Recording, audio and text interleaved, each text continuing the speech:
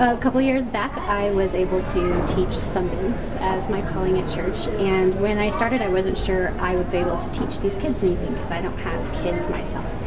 And we had a lesson on family. I brought a picture of my husband and I, and we talked about the role of family. And once we went into sharing time afterwards in primary, one of the little girls had a delayed reaction, and she came over to my lap in the middle of the lesson, and she sat on my lap and says to me, "Katie, how many kids do you have?" And I kind of whispered to her quietly. I said, "Oh, I don't have any yet." And she kind of breaks out into tears, and she says, "Katie, why hasn't Heavenly Father sent you any yet?" I don't know how to answer her. I don't know the answer to this question, and I'm kind of trying to calm her down. And these, little girls, 4 years old, so impressionable, and all of a sudden, all 5 of my girls in class are crying. They're crying for me, and the fact that Heavenly Father hasn't given me any children.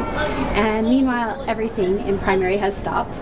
All the older children and all the teachers are staring at me and my class of 4-year-olds who are bawling, and they don't know why.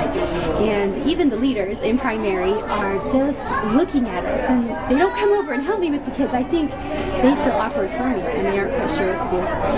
One of the little girls had stopped crying, and she walked over to the one on my lap, and she took her hand and she led her back to the chair.